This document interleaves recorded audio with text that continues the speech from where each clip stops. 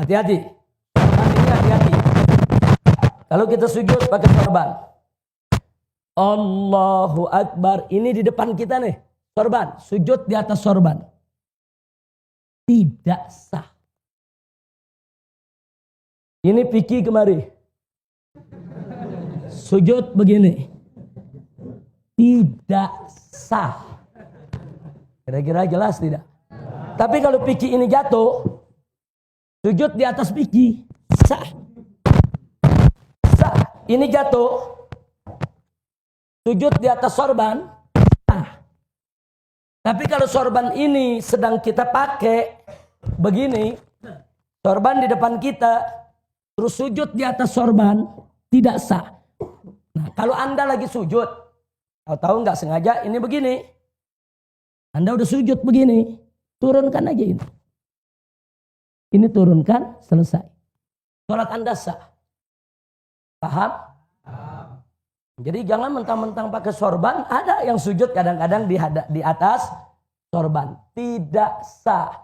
Sebab kalau Anda sujud di atas sorban, sorban yang sedang Anda pakai, berarti Anda sujud di atas pakaian yang sedang Anda gunakan. Nggak boleh. Kira-kira jelas tidak? Nah, makanya sekarang bagaimana kalau orang rambutnya panjang nutup semua ini?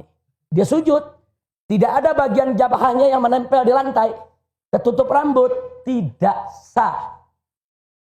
Ini jabah mesti nempel. Nah, nempelnya pun harus ada beban. Contohnya beban, andai kata, ini tempat sujud saya tepung atau bedak. Andai kata bedak, kalau saya sujud, saya angkat, ngejiplak, ada tanda sujud. Itu berarti saya sujud dengan beban. Ada orang sayang menjambulnya. Dia sujud, hati-hati saudara, cuma nempel gitu. Ada yang begitu. Andai kata ada bedak, nggak ada tanda sujud. Tidak sah. Sujud itu bukan sekedar nempel, tapi ada beban. Nah, jadi kalau dalam kitab fikih diumpamakan andai kata ada tepung, tepung itu ada bekas cap jidat kita. Kira-kira jelas tidak? Paham? Nah, jadi sujud ada tata caranya. Jangan sembarangan kita sujud. Posisi kaki jari lihat, posisi tangan lihat, posisi jidat lihat. Nah, ini yang penting. Termasuk perempuan yang suka yang pakai apa? Mukena. Kadang-kadang mukenanya panjang, begitu dia sujud, mukenanya di depan. Dia sujud di atas mukena. Tidak sah. Makanya hati-hati tempat sujud kita. Nah, jangan sampai berkaitan dengan apa yang sedang kita pakai. Kira-kira jelas tidak? Paham semua?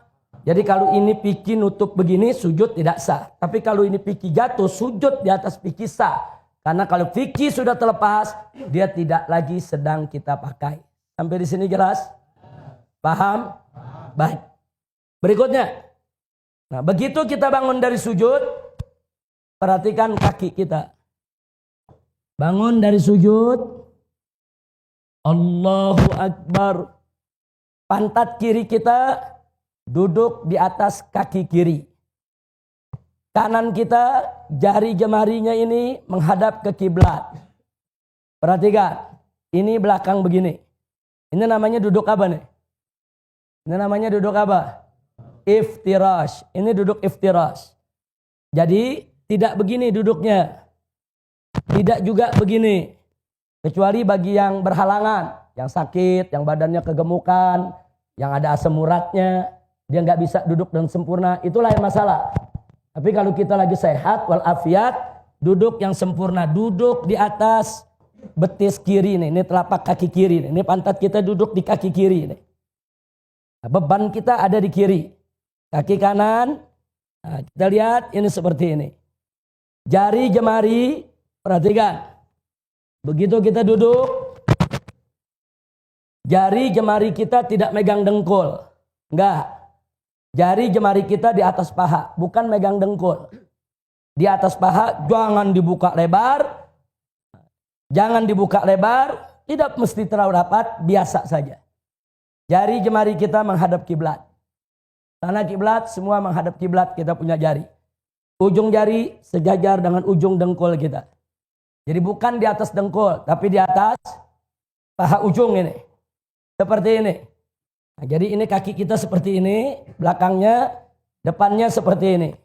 Sampai di sini jelas tidak?